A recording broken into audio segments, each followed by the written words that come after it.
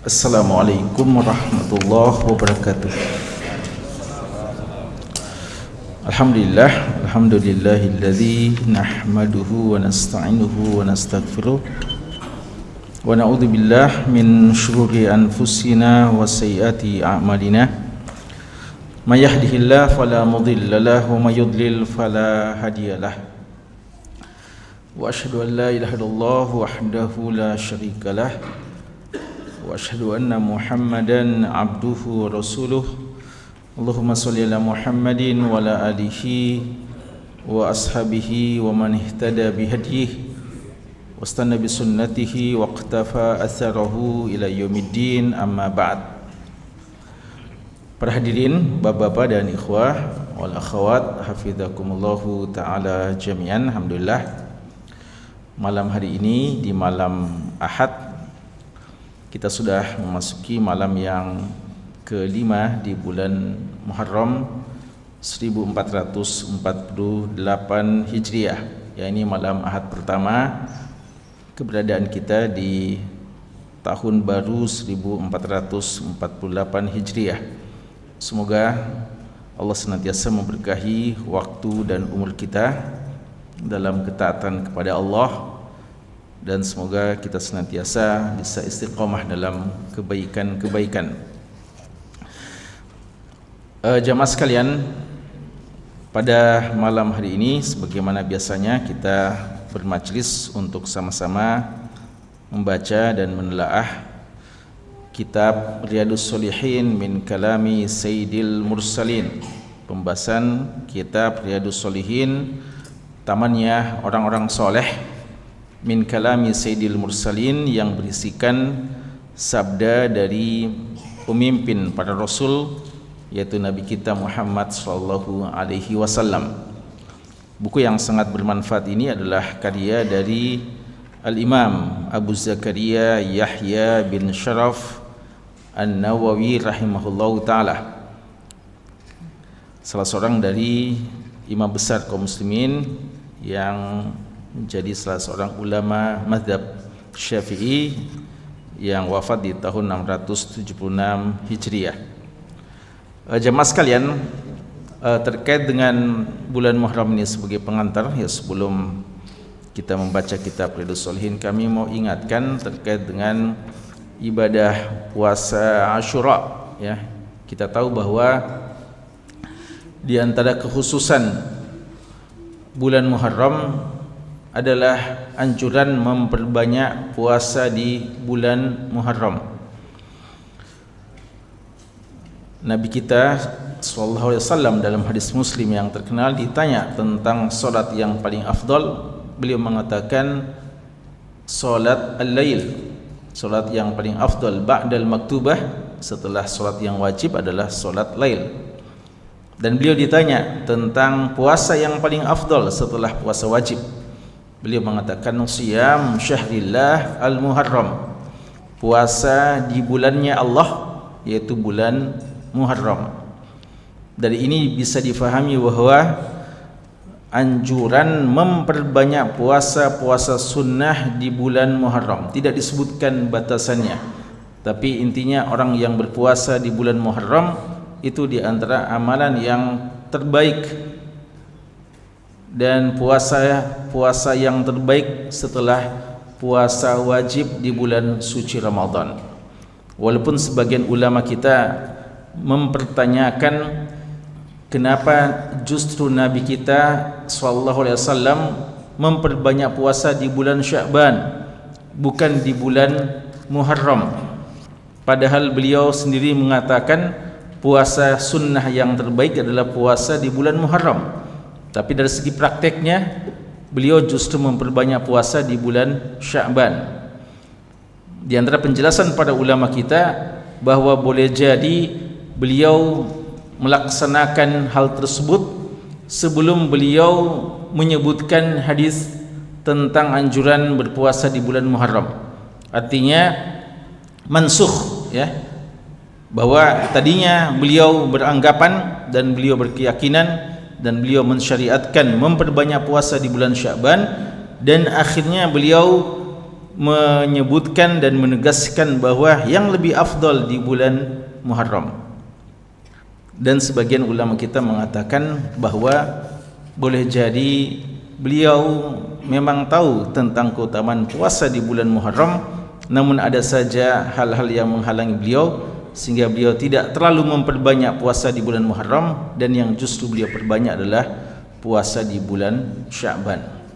Dan sebagian mengatakan bahwa secara umum ketika ada semacam seakan-akan pertentangan antara sabda dan perbuatan beliau, maka yang lebih diutamakan adalah sabda beliau, karena sabda beliau adalah khitab, penyampaian yang disampaikan kepada umat ini.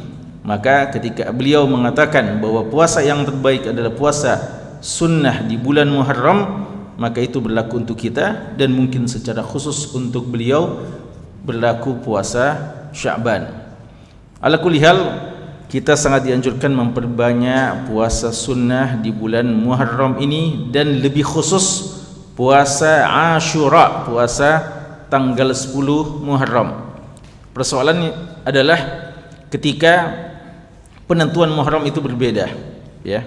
Di negeri kita tahun ini kembali ada sedikit perbedaan dalam penentuan awal Muharram, awal tahun. Kalau dalam hitungan kalender hisab, maka sejak Selasa kemarin itu sudah 1 Muharram.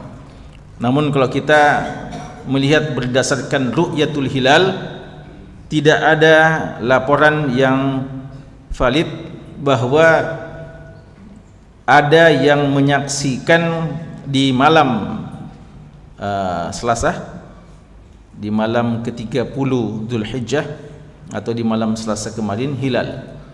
Maka jika kita konsisten dengan kaidah bahwa jika tidak terlihat maka digenapkan bulan, istikmal istilahnya, maka berarti di tanggal di hari Selasa itu baru 30 Dzulhijjah, dan hari setelahnya baru kita katakan sebagai 1 Muharram. Dan ini yang ditetapkan oleh sebagian organisasi, diantaranya adalah pihak NU, dan juga kami di Wahdah. Kita di Wahdah menetapkan bahwa untuk tahun ini 1 Muharram itu hari Rabu. Konsekuensinya adalah puasa Asyura itu berarti hari Jumat. Puasa Asyura artinya hari Jumat.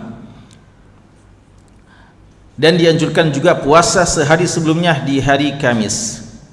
Namun kan ada khilaf, khurujun minal khilaf, mustahab, keluar dari khilaf itu baik, lebih baik, ya.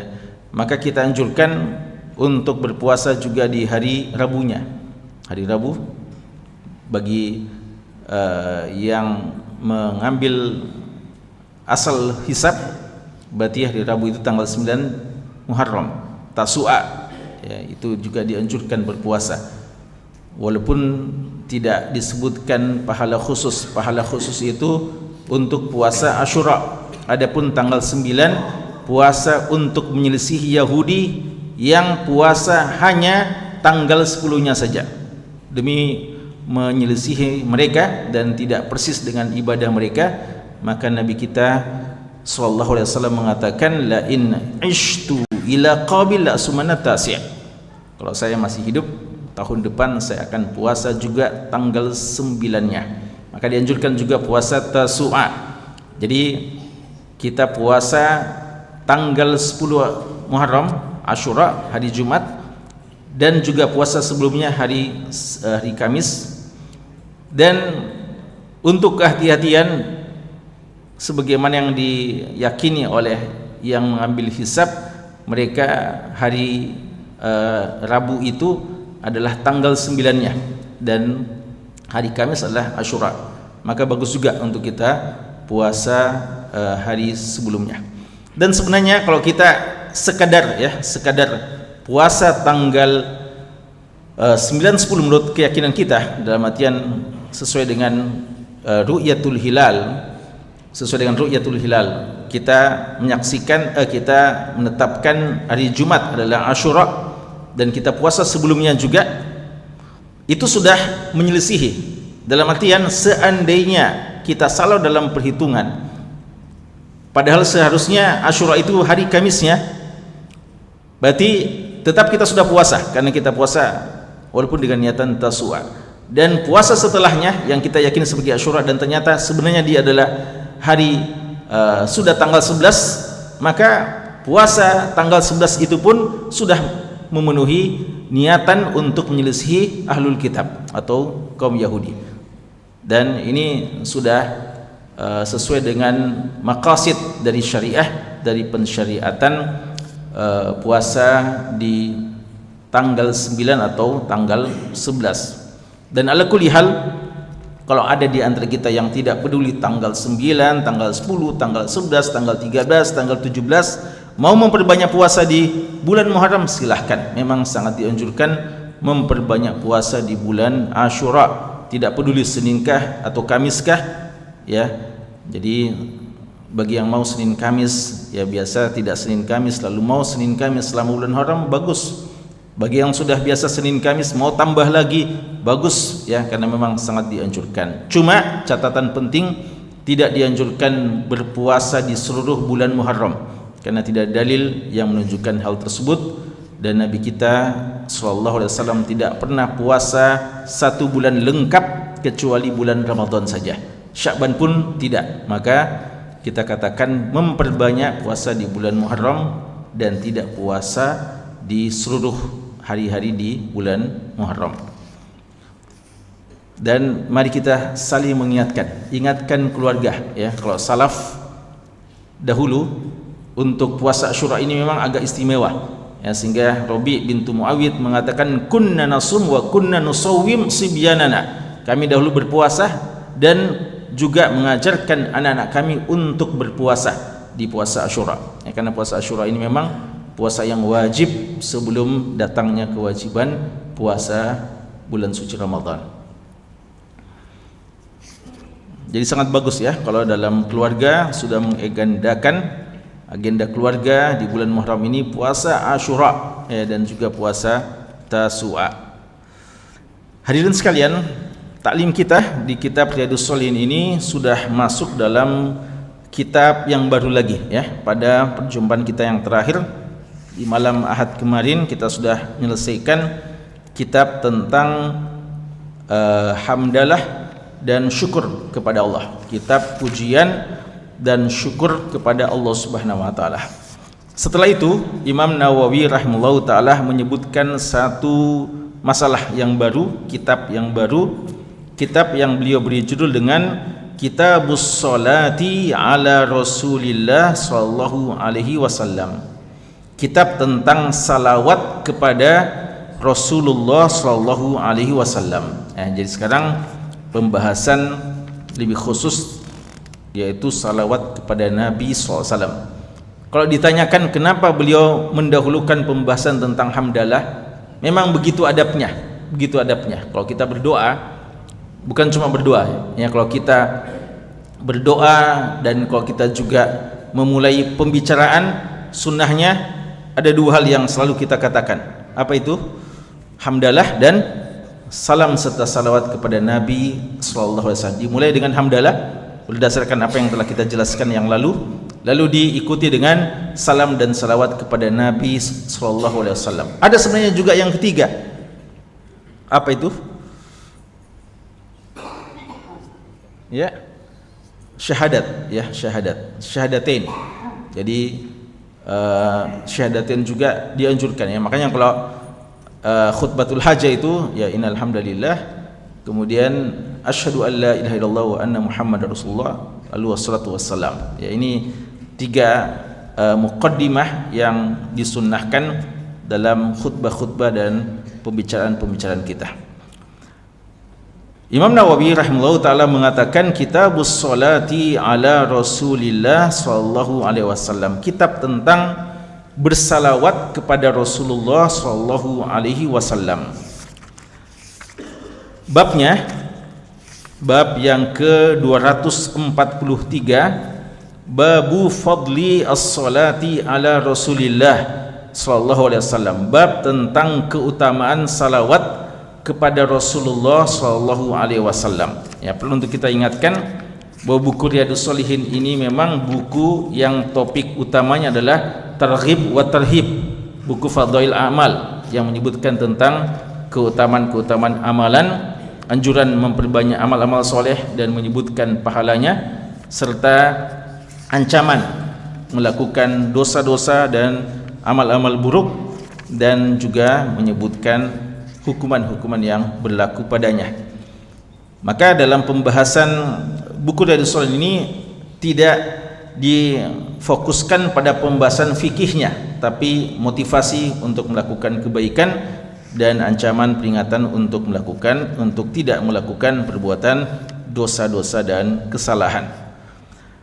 Maka Imam Nawawi dalam bab ini menyebutkan bab keutamaan, ya, keutamaan salawat kepada Rasulullah SAW. Walaupun tentu saja ada saja beberapa hukum yang kadang kita perlu terangkan terkait dengan masalah-masalah yang kita bahas.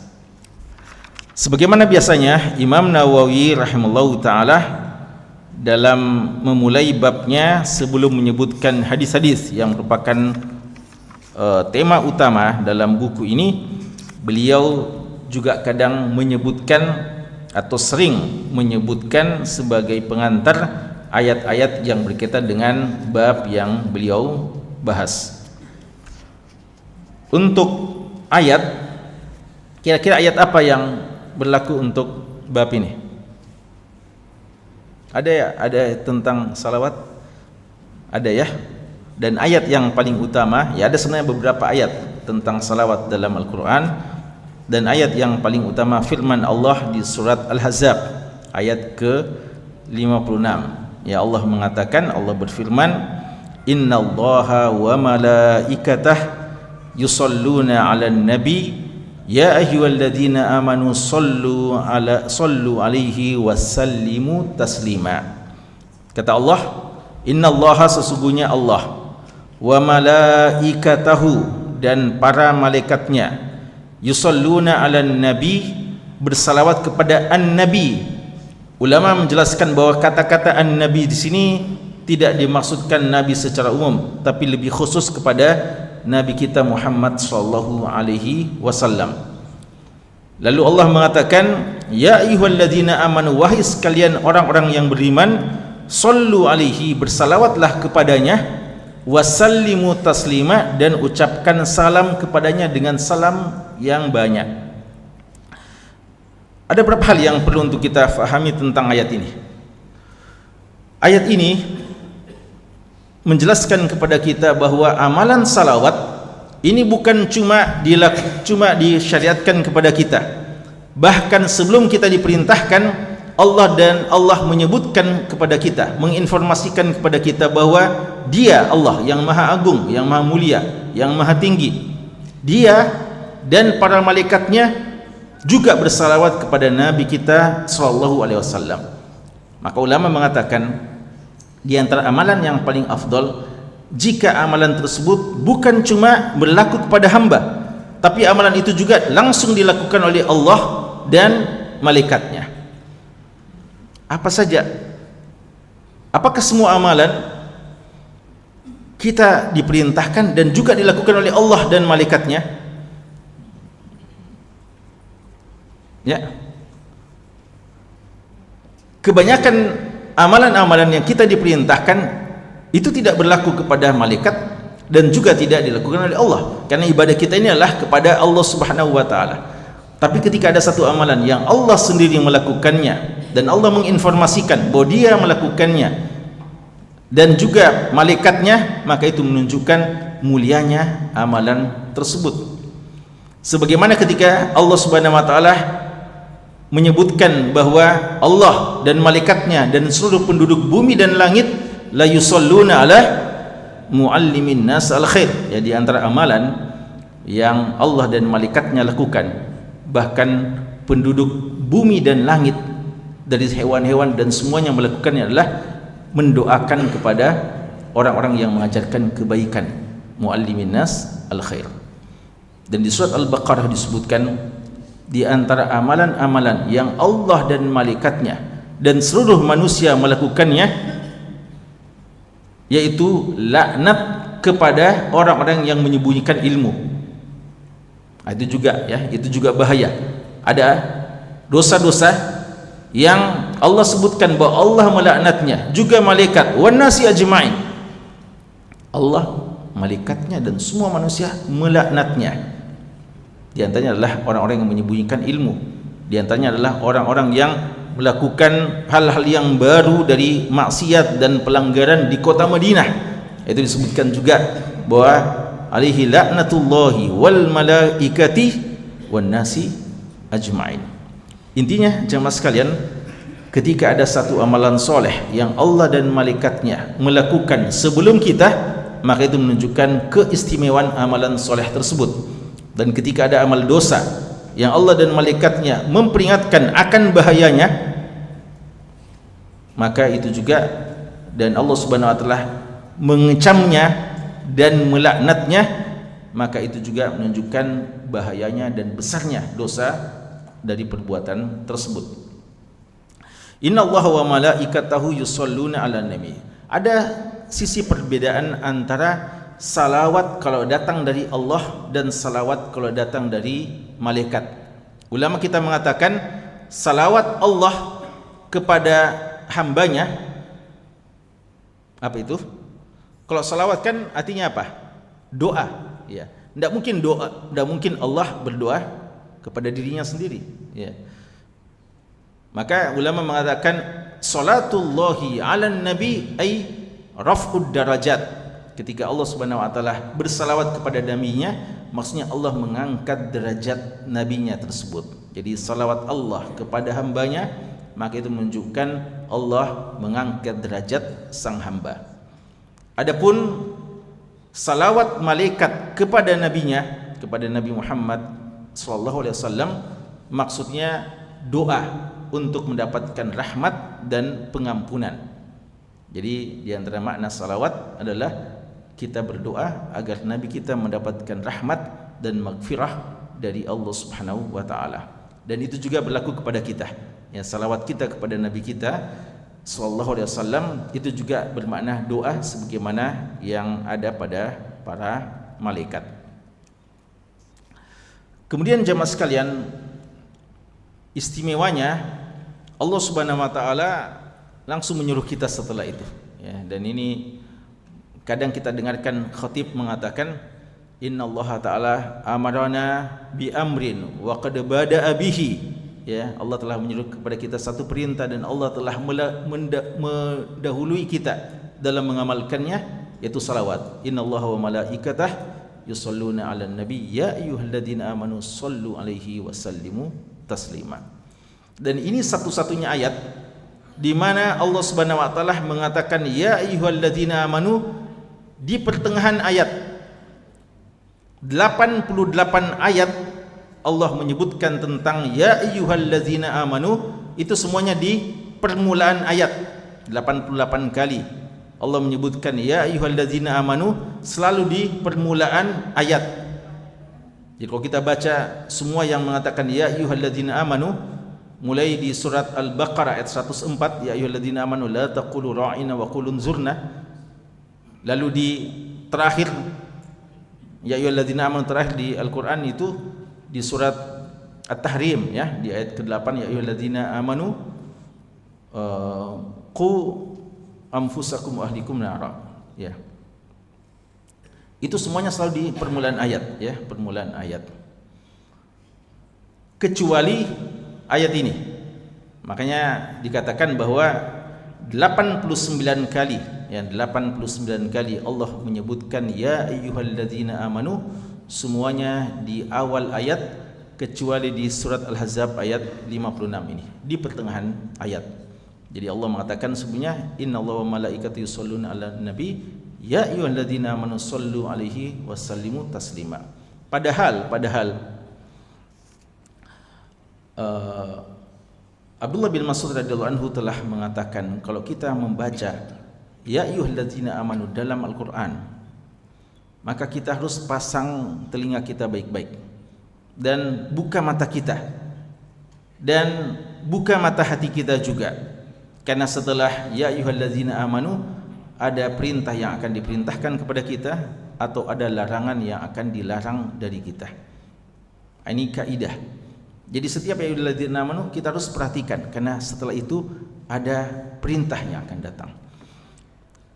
Adapun ayat kita ini istimewanya, sebelum datang perintah ada motivasi sebelumnya, bahwa apa yang akan diperintahkan kepada kita ini telah dilakukan langsung oleh Allah Subhanahu wa taala sendiri dan para malaikatnya, ya, para malaikatnya. Dan ini diantara keistimewaan perintah salawat yang tidak kita dapatkan kebanyakan yang semacam ini dalam perintah-perintah yang lain yang ada dalam Al-Quran atau sunnah Nabi kita sallallahu alaihi wasallam.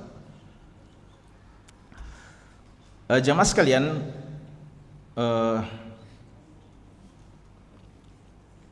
ayat ini juga menjelaskan kepada kita bahwa ada dua perintah terkait dengan masalah ini, salawat dan taslim. Salawat dan taslim. Karena itu ada beberapa kaidah yang perlu untuk kita ketahui, ya, sebelum kita baca hadis-hadisnya. Ada beberapa kaidah yang perlu untuk kita fahami tentang masalah ini.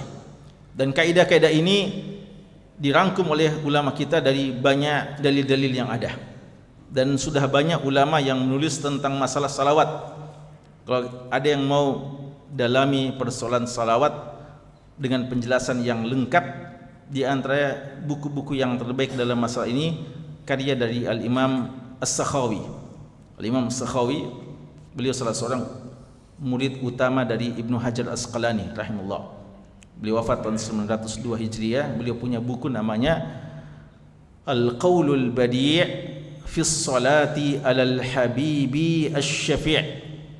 Al-Qaulul Badi', perkataan yang terindah dalam masalah as-shalah, salawat 'alal Habib, kepada orang yang kita cintai, dan asy-syafi' yang memberikan syafaat kepada kita, yaitu Nabi Muhammad sallallahu alaihi wasallam.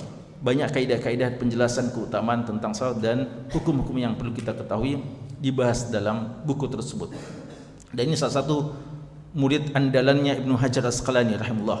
Ya, Ibnu Hajar Asqalani itu kalau punya taklim selalu beliau suruh As-Sakhawi itu duduk di dekatnya, ya, duduk di dekatnya. Bahkan pernah Sakhawi terlambat, beliau cari-cari, ya, beliau merasa kurang pulang hatinya, ya, kurang seret ketika Sakhawi terlambat, ya, beliau cari-cari sampai ketika terlambat Sakhawi bilang sini dekat-dekat sini, tapi Sakhawi bilang tidak enak, ya, karena banyak muridnya beliau yang lain. Jadi ini Imam Sakhawi salah seorang dari ulama besar yang merupakan murid andalan dari Ibnu Hajar Asqalani, dan beliau punya juga buku tentang mustalah, Fathul Mughith, salah satu buku mustalah yang paling lengkap. Jadi kalau mau baca tentang salawat, mungkin sudah diterjemahkan bukunya, ya, tidak tahu, tapi kemungkinan besar sudah diterjemahkan. Tapi ada yang lebih lengkap lagi sebenarnya dari buku As-Sakhawi tentang masalah salawat, yaitu karya dari Imam Ibnu Qayyim Al-Jauziyah rahimahullah. Ibnu Qayyim tentu saja lebih dulu, ya, daripada Imam Sakhawi yang wafat tahun 751 Hijriah. Imam Ibnu Qayyim ini punya buku yang mungkin tidak akan ada lagi buku yang lebih lengkap dari buku itu dalam masalah salawat, ya, karena sejak masa itu sampai hari ini semua orang cukup mengambil saja rujukan buku Ibnu Qayyim tentang salawat, keutamaannya, hal-hal yang terkait dengannya, fikihnya, dan banyak lagi. Dan bukunya lumayan tebal, ya, dan sudah ditahqiq juga. Judulnya Jila'ul Afham atau Jala'ul Hafam fi Sholati Wassalami ala Khairil Anam, membuka pemahaman, ya, atau memberikan pencerahan pemahaman tentang masalah as-shalah wassalam ala Khairil Anam, terhadap manusia yang terbaik. Ini buku yang sangat kita rekomendasikan kalau kita mau tahu berapa keutamaan salawat dan di tempat-tempat mana saja dianjurkan salawat, ya, karena banyak juga itu penempatan salawat tidak pada tempatnya, ya. Jadi kadang orang salawat ki, ya, atau sholli, ya, salawat ki, ya, kadang yang mungkin kurang tepat, ya, ucapan salawatnya. Tapi ada juga memang sebagian perkataan-perkataan salaf tentang letak-letaknya, maka bagus, ya, dibaca buku Ibnu Qayyim rahimahullah tentang masalah ini. Ada beberapa kaidah-kaidah yang disebutkan oleh ulama kita tentang salawat yang perlu untuk kita fahami. Di antaranya bahwa salawat ini dianjurkan baik dengan ucapan maupun dengan tulisan, ya. Kata ulama kita, salawat ini berlaku dengan syafawiyan wa kitabian, dengan ucapan lisan dan dengan tulisan. Artinya kalau kita menyebutkan nama Nabi kita sallallahu alaihi wasallam dan menulis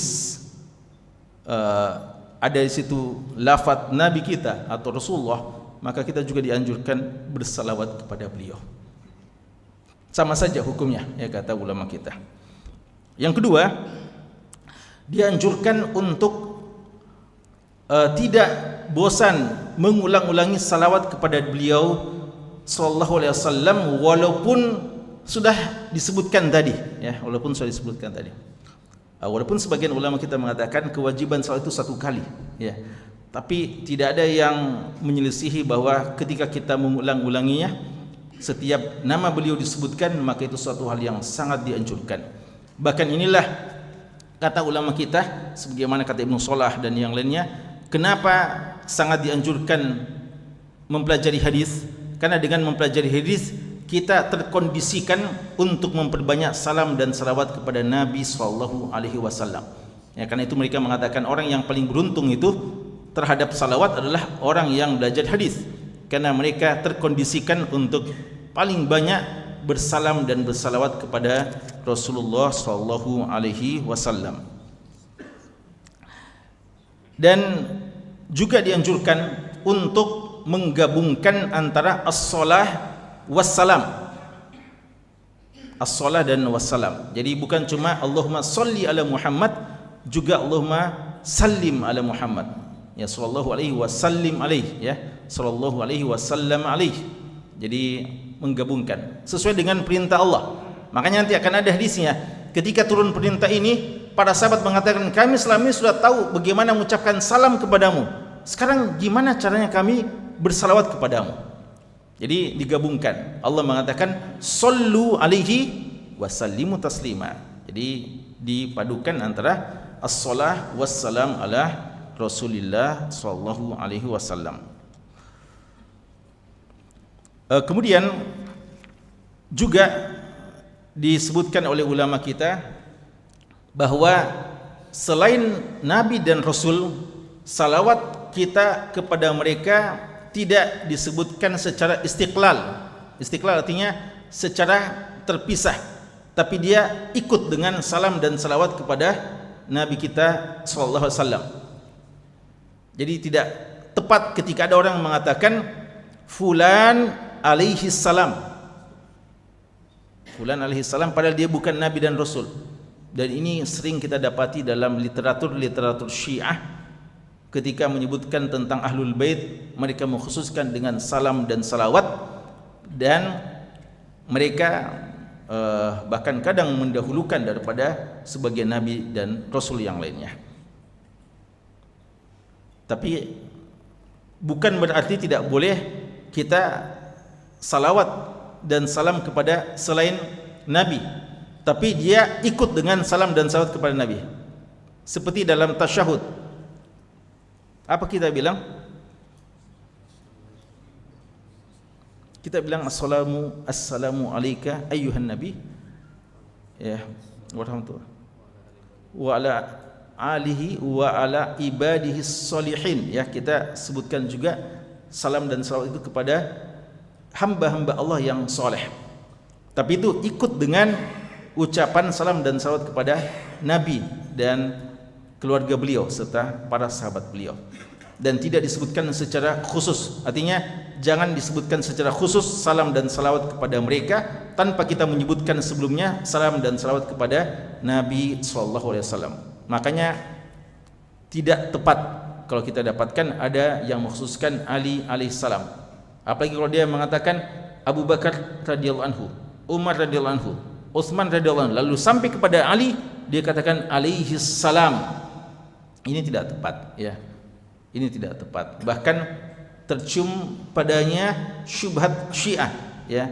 Ada indikasi, ada gejala dia orang yang terpengaruh dengan syubhat Syiah. Sama dengan ketika sebagian mengkhususkan Ali radhiyallahu anhu dan beberapa Ahlul Bait atau beberapa sahabat, ya, atau Ali secara khusus dengan doa, karramallahu wajhahu, ya, karramallahu wajhahu. Semoga Allah memuliakan wajahnya. Kalau kita tanya apa alasannya, mungkin mereka bilang karena Ali radhiyallahu taala anhu itu dia wulida fil Islam, ya, atau dia tidak pernah minum khamar, tidak pernah sujud kepada sonam, kepada berhala, terjaga sejak kecil. Kita katakan bukan cuma Ali seperti itu. Abu Bakar radhiyallahu anhu juga sejak awal tidak pernah minum khamar dan tidak pernah juga menyembah kepada berhala. Maka beliau lebih tepat dan lebih pantas untuk gelar seperti itu. Ya, kalau kita memang mau menyebutkan gelar semacam itu kepada seseorang, ya, kepada seseorang. Maka sebagaimana kata Imam Nawawi, seharusnya kita berikan gelar secara umum saja kepada para sahabat dengan gelar atau dengan doa radhiyallahu anhu, ya, radhiyallahu anhum. Jadi alaihi salam itu diberlakukan kepada para nabi dan rasul saja. Dan juga di antara kaidah yang penting adalah bahwa kita juga dianjurkan ketika mendengarkan kita juga bersalawat, ya. Jadi bukan ketika kita mengucapkan saja dan bukan ketika kita cuma menulis saja, tapi juga ketika mendengarkan, ya, sebagaimana akan kita sebutkan dalam hadisnya.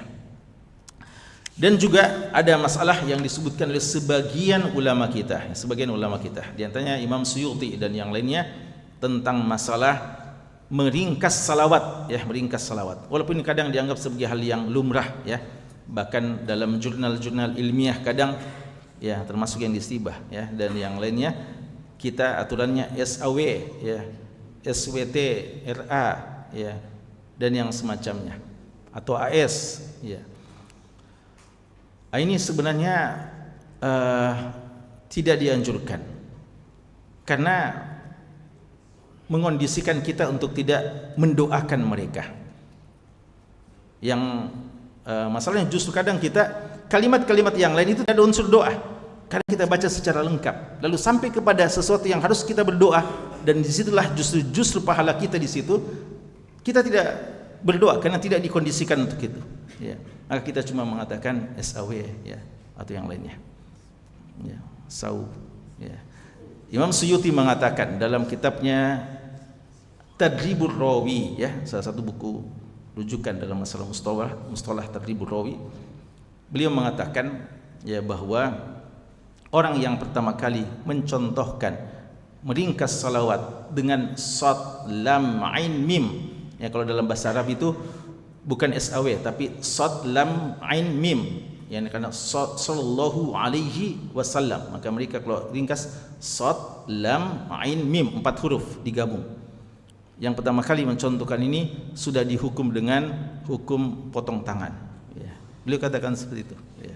Silakan dirujuk. Walaupun sebagian ulama kita mengatakan intinya adalah dengan ucapan, tidak mengapa kadang, yang penting diketahui maksudnya. Tapi selama bisa dihindari, kita hindari, ya.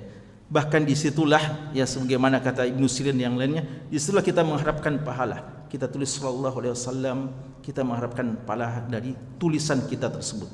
Kan itu letak pahalanya sebenarnya. Kalimat-kalimat yang lain mungkin tidak berpahala, ya. Ini justru berpahala. Kan itu ulama kita sebagian kalau diimlakkan hadis oleh guru-gurunya sampai kepada salawat, karena kadang sudah cepat ini, maka untuk salawat mereka kosongkan dulu, lalu mereka pindah dulu, mereka tidak mau ringkas, mereka kosongkan dulu. Nanti kalau sudah ada waktu, mereka isi lagi yang kosong itu dengan menulis secara lengkap sallallahu alaihi wasallam. Jadi itu lebih bagus sebenarnya, ya, adab terhadap Nabi kita sallallahu alaihi wasallam. Hadis yang berkaitan dengan masalah ini, ya, kita itu tadi ayatnya, satu ayat yang berkaitan dengan salawat. Adapun hadisnya cukup banyak, ada beberapa hadis yang dicantumkan dalam bab ini. Kita mulai dengan hadis yang pertama. Hadis yang ke-1397, hadis ke-1397 dalam Riyadhus Shalihin. Wa an Abdullah ibn Amr ibn al-As radhiyallahu anhuma Dari sahabat yang mulia Abdullah bin Amr bin As radhiyallahu anhuma annahu sami'a Rasulullah sallallahu alaihi wasallam yaqul, beliau telah mendengarkan Rasulullah sallallahu alaihi wasallam bersabda, man shalla alayya salatan, barang siapa yang bersalawat kepadaku satu kali salawat, sallallahu alaihi biha ashra, maka Allah Subhanahu wa taala akan bersalawat kepadanya dengan ucapan salawat satu kali yang kita ucapkan kepada Nabi kita sallallahu alaihi wasallam, ashra, Allah akan bersalawat kepada kita sebanyak 10 kali. Rawahu Muslim. Hadis ini hadis yang sahih, diriwayatkan oleh Imam Muslim. Jemaah sekalian, hadis ini salah satu hadis yang sangat mulia tentang keutamaan bersalawat. Bahwa ternyata kita butuh untuk bersalawat kepada Nabi kita sallallahu alaihi wasallam. Karena dengan salawat kita kepada beliau, maka kita akan mendapatkan langsung salawat dari Allah. Dan salawat dari Allah maksudnya apa? Apalagi maksudnya? Diangkat derajat kita oleh Allah Subhanahu wa taala. Raf'ud darajat, ya. Allah mengangkat derajat kita. Jadi kalau yang lainnya masih berdoa, masih berharap, kalau ini langsung Allah yang mengangkat derajatnya, karena memang Allah yang pengatur segala sesuatu, yang melakukan apa yang Dia inginkan, tidak ada yang bisa menghalangi apa yang diinginkannya. Maka ketika kita mengucapkan salawat satu kali saja, Allah langsung mengangkat derajat kita. Bahkan satu kali kita salawat, pahalanya adalah 10 kali. Nah, ini kaidah man jaa bil hasanati falahu asyru amsalihha. Siapa yang melakukan satu kebaikan akan mendapatkan 10 kali kebaikan, jadi akan mendapatkan pahala 10 kali lipat. Makanya sebagian ulama kita mengatakan salawat itu sebenarnya bukan kebutuhan Nabi. Kita mau salawat kepada beliau atau kita tidak mau, cukuplah sebenarnya Allah dan malaikatnya telah bersalawat kepada beliau. Seandainya kita hamba-hamba yang lemah ini, yang penuh dengan dosa, tidak bersalawat dan tidak bersalam kepada Rasulullah, sudah sangat cukup. Di sana ada Allah dan para malaikat. Malaikat itu doanya mustajabah. Kita ini belum tentu. Ya, kita ini pendosa yang Allahul musta'an.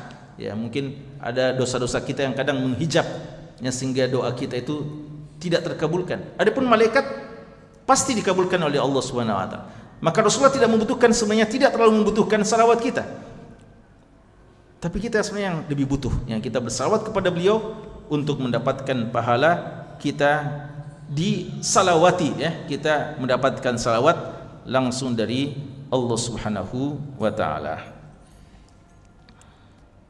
Terakhir, ya, hadis singkat. Ini masih banyak hadis-hadis yang terkait dengan masalah ini. Satu hadis singkat lagi terkait dengan keutamaan salawat. Hadis Abdullah bin Mas'ud radhiyallahu taala anhu, anna Rasulullah sallallahu alaihi wasallam qala, bahwasanya Rasulullah sallallahu alaihi wasallam bersabda, aulan nasi bi yaumal qiyamah, manusia yang paling utama bagiku di hari kiamat. Aula sebenarnya itu manusia yang paling utama. Aula juga berarti apa? Manusia yang paling dekat, ya. Wali, apa artinya wali? Yang dekat, ya, makanya dikatakan waliullah, yang dekat dengan Allah. Wali yali, yang dekat dengan suatu. Wali murid, orang dekatnya, keluarga dekatnya. Makanya kalau kita dalam salat apa? Imam selalu bilang, Rasulullah mengatakan, liyaliyani minkum ulul ahlami wan nuha. Liyaliyani, yang dekat sama saya, kata Rasulullah kalau salat jamaah itu, ulul ahlam, yang sudah dewasa, wan nuha, dan yang berilmu. Jadi wali sebenarnya adalah yang dekat. Jadi summa yalihi, apa yalihi summa yalihi, yang dekat dengan yang dekat. Jadi aulan nasi bi yaumal qiyamah, orang-orang yang paling dekat denganku di hari kiamat, aktsaruhum alayya salatan, orang yang paling banyak bersalawat kepadaku sallallahu alaihi wasallam. Rawahu Tirmidzi. Hadis ini hadis diriwayatkan oleh Imam Tirmidzi, wa qala hadisun hasan, dan beliau mengatakan hadisnya hasan. Walaupun dalam sanad hadis ini sebenarnya ada kelemahan, ya, di antaranya Musa bin Yaqub dilemahkan oleh sebagian ulama kita.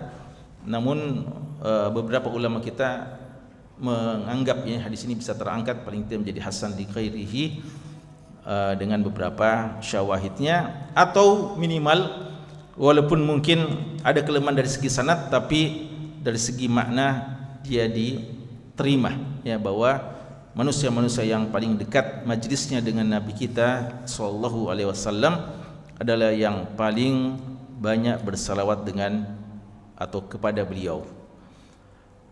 Sebagai penutup ada perkataan Ibnu Hibban rahimahullahu taala terkait dengan hadis ini. Beliau mengatakan, wa fi hadzal khabar dalilun ala anna ulan nasi bi Rasulillah sallallahu alaihi wasallam fil qiyamah yakunu ashabal hadis.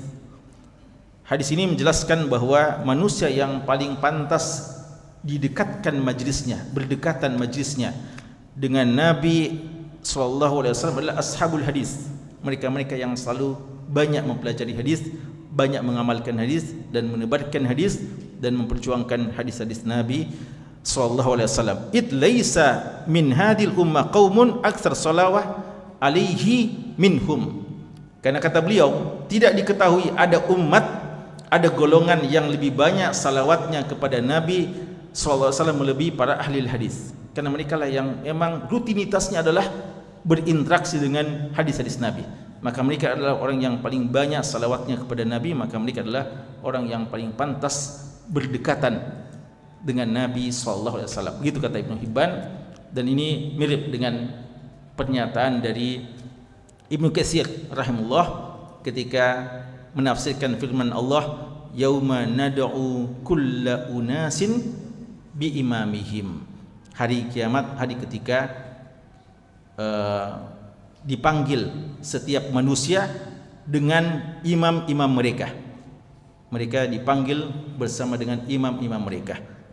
Maka ya seseorang akan bergolong-golongan ya, zumara, dan masing-masing akan dipanggil dengan imamnya. Kata Ibnu Katsir, hadis ini ayat ini menjelaskan keutamaan para ahlul hadis karena mereka tidak memiliki imam kecuali Rasulullah sallallahu alaihi wasallam. Maka mereka langsung berada di belakang saf dari Nabi Muhammad sallallahu alaihi wasallam. Semoga Allah Subhanahu wa taala senantiasa menjadikan kita hamba-hamba yang selalu mengejar pahala yang mulia dari Allah Subhanahu wa taala. Di antaranya adalah memperbanyak salam dan salawat kepada Nabi kita yang tercinta Rasulullah Muhammad sallallahu alaihi wasallam. Hadza sallallahu ala nabiyina Muhammad wa ala alihi washabihi wasallam walhamdulillahi rabbil alamin. Assalamualaikum warahmatullahi wabarakatuh.